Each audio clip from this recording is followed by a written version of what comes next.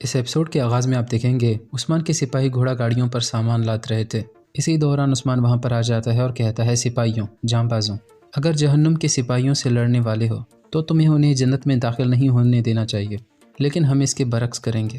دروازے بند کر دو، نیزے سیدھے کر لو اور ہر جگہ پر جال بچھا دو، ہر جگہ پر دھماکہ خیز مواد رکھو، ہم نعمان کی جڑیں اپنے جنت جیسے وطن میں کاٹیں گے۔ شاباش، سب یعنی شہر کے اطراف میں تقسیم ہو جاؤ۔ یہ سن کر سپاہی کہتے ہیں جیسا آپ کا حکم۔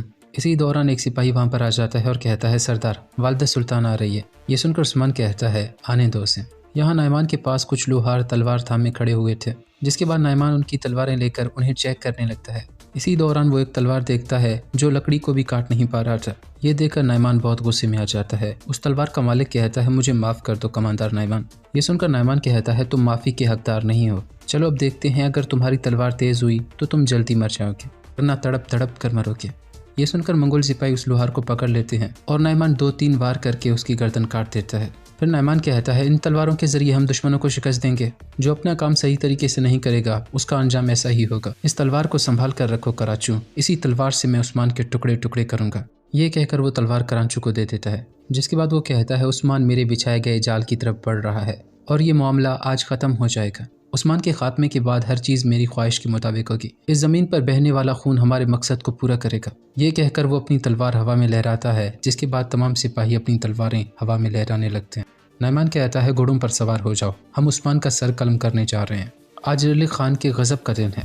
یہاں بائندر بازار میں موجود تھا اور کہہ رہا تھا حسین، یہ ایناگول یا سوغوت کے سفر کی طرح نہیں ہے، ہر چیز کا جائزہ لے لو، ہم طویل سفر پر جا رہے ہیں۔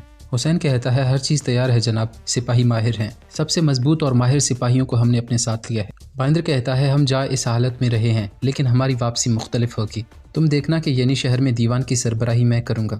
حسین کہتا ہے آپ اس کے لائق ہیں جناب۔ بائندر کہتا ہے بالکل، میں لائق ہوں۔ ترگت بھی اپنے سپاہیوں کے ساتھ چھپ کر اس پر نظر رکھ رہا تھا، جس کے بعد بائندر والے وہاں سے روانہ ہونے لگتے ہیں۔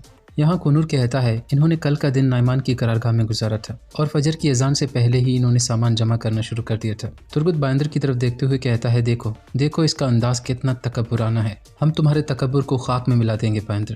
کنور کہتا ہے میرا کام یہیں پر ختم ہوتا ہے ترگت صاحب، اب میں سردار کے پاس جا رہا ہوں، اللہ آپ کی مدد فرمائے۔ ترگت کہتا ہے اللہ ہم سب کی مدد فرمائے، جس کے بعد کنور وہاں سے چلا جاتا ہے۔ اس کے جانے کے بعد کوتان کہتا ہے اب ہم کیا کریں گے جناب، آپ کیا سوچ رہے ہیں؟ ترگت کہتا ہے اس لومڑی کو سفر پر نکلنے دو، میں نے اس کے لیے کچھ سوچ رکھا ہے۔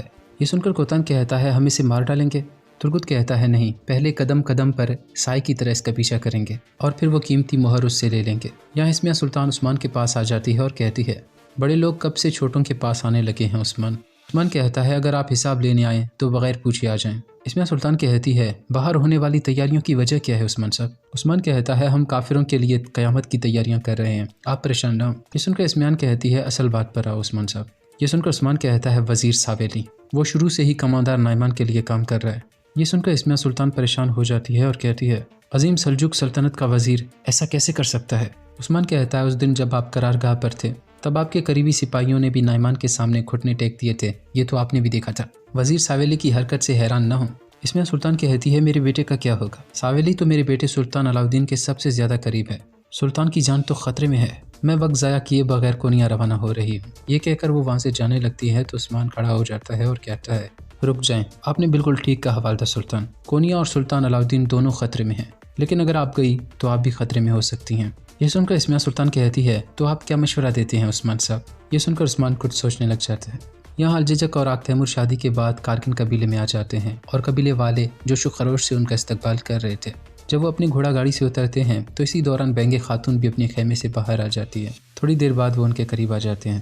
بینگے خاتون کہتی ہیں تم لوگ صحیح وقت پر آئے ہو، جس کے بعد الججک اور آگ تیمور بینگے خاتون کے ہاتھ کا بوسہ لیتے ہیں۔ بینگے خاتون کہتی ہیں اپنے گھر میں خوش آمدید بچوں، آپ لوگوں کا خیمہ تیار ہے، آپ کو کسی چیز کی کمی نہیں ہوگی۔ یہ سن کر عائشہ خاتون کہتی ہیں خیمہ یہ کہاں سے آ گیا؟ بچے تو محل میں رہیں گے نا، یہاں پر تو یہ آپ کی دعائیں لینے آئے ہیں۔ ملن خاتون کہتی ہیں کیا ہو رہا ہے بینگے خاتون، اب جو کہنا چاہتی ہیں کہیں۔ آگ تیمور محل میں رہتا ہے، الججک بھی اسی کے ساتھ رہے گی، یا پھر آپ کسی ایسی چیز کے بارے میں بول رہے ہیں جو ہمیں معلوم نہیں؟ بینگے خاتون کہتی ہیں چھپانے کے لیے کچھ نہیں ہے، میں نے وہی کہا جو شروع سے چاہتی تھی، ایسا ہی ہے نا بیٹا آگ تیمور؟ یہ سن کر عائشہ خاتون کہتی ہیں آگ تیمور یہ کیا ہو رہا ہے؟ یہاں بالا خاتون بھی اسمیان سلطان والوں کے پاس آ جاتی ہیں اور کہتی ہیں آپ اکیلی نہیں جائیں گی والدہ سلطان، ہم ساتھ چلیں گے۔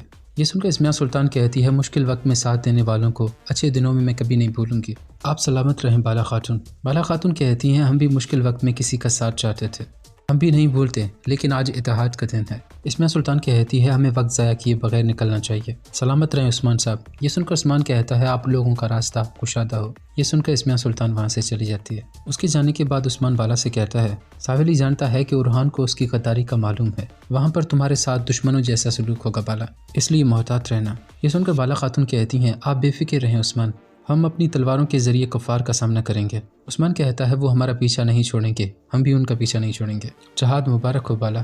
یہ سن کر بالا خاتون اس کے ہاتھ کا بوسہ لیتی ہیں اور کہتی ہیں ہم فتح یاب ہو کر لوٹیں گے انشاءاللہ، اور واپس آ کر انشاءاللہ آپ کو بھی فتح یاب دیکھیں گے۔ یہ کہہ کر وہ وہاں سے چلی جاتی ہیں۔ یا ملن خاتون کہہ رہی تھی بہنگے خاتون سرداران یہاں پر کیوں جمع ہوئے ہیں؟ بہنگے خاتون کہتی ہیں کیونکہ سرداری انتخاب کے لیے جرگہ ہوگا، آج یہ پوسٹ میں کارگن قبیلے کے سردار کو سونپوں گی اور اس پر میرا داماد آق تیمور بیٹھے گا اور اکتم کی امانت کو سنبھالے گا۔ یہ سن کر عائشہ خاتون کہتی ہیں کچھ تو بولو آق تیمور۔ آق تیمور کہتا ہے مجھے الجزک نے بتایا تھا کہ بہنگے والدہ یہ چاہتی ہیں، لیکن میں نے ابھی تک کوئی فیصلہ نہیں کیا ہے۔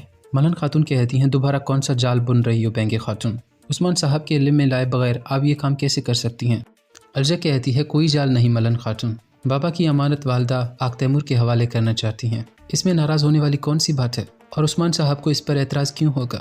عائشہ خاتون کہتی ہیں یعنی تم اس معاملے سے راضی ہو؟ تم اپنی والدہ کے کام کتنا جلدی بھول گئے، کیا تمہارے پاس دماغ نہیں ہے؟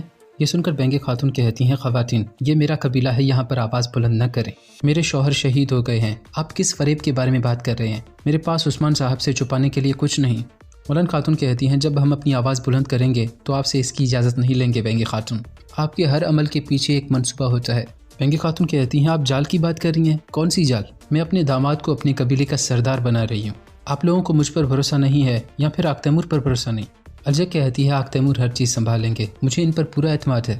عائشہ خاتون کہتی ہیں لیکن میں راضی نہیں ہوں بیٹی، یہ میرے آخری الفاظ ہیں تمہارے لیے آق تیمور۔ ملن خاتون کہتی ہیں آق تیمور ہم تم پر سب سے زیادہ بھروسہ کرتے ہیں، لیکن ہم اس بات کے لیے راضی نہیں۔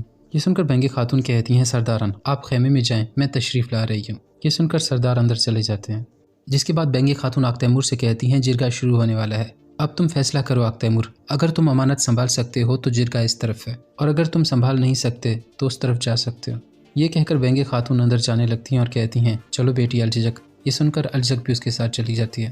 ان کے جانے کے بعد آق تیمور کہتا ہے والدہ چچی آپ اس بارے میں اتنا مخالفت کیوں کر رہے ہیں؟ عائشہ خاتون کہتی ہیں آق تیمور میں اس سے راضی نہیں، تم پوسٹ پر نہیں بیٹھو گے۔ ملن خاتون کہتی ہیں تمہاری والدہ ٹھیک کہہ رہی ہے آق تیمور، بہنگے خاتون پر بھروسہ کر کے اس پوسٹ پر بیٹھنا تمہیں نقصان پہنچا سکتا ہے۔ یہ سن کر آق تیمور گہری سوچ میں پڑ جاتا ہے۔ یہاں نعمان کا خاص آدمی اپنے سپاہیوں کے ساتھ آقچہ عاش کے مقام پر موجود تھا اور کہہ رہا تھا عثمان کو یہاں ہونا چاہیے۔ شامان کہتا ہے کیا اسے معلوم تو نہیں ہو گیا؟ اسی دوران نعمان اپنے گھوڑے پر سوار وہاں پر آ جاتا ہے اور کہتا ہے ہر جگہ نوکر بھیجو، عثمان کو تلاش کیے بغیر ہم واپس نہیں جائیں گے، اگر عثمان کو تلاش نہیں کر پائے تو تم سب کو مار دوں گا۔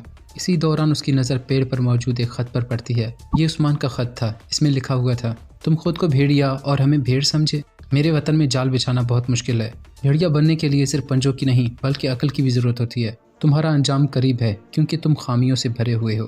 نعمان کہتا ہے یہ خط تمہاری موت کا فرمان ہے عثمان، اس سے کوئی فرق نہیں پڑتا کہ تم کتنا بھاگتے ہو اور کتنا چھپتے ہو، لیکن تم مجھ سے بھاگ نہیں پاؤ گے، میں یہ نہیں شہر کو عثمان سمیت تباہ کر دوں گا، چلو تیاریاں شروع کر دو۔ یہ سن کر شامان کہتا ہے عثمان تمہارے لیے گھات بچانا چاہتا ہے۔ نعمان کہتا ہے ایسی کوئی گھات نہیں جو مجھے روک سکے، میں وہ شیر ہوں جو اپنے جسم پر لگے ہوئے تیروں کو اپنے دانتوں سے نکالتا ہوں، میں اسے تباہ کرنے کے لیے جا رہا ہوں، جب تک ہم عثمان کی ساری نسل کو تباہ نہیں کر دیتے ہم نہیں رکیں گے۔ یہ کہہ کر وہ وہاں سے جانے لگتے ہیں۔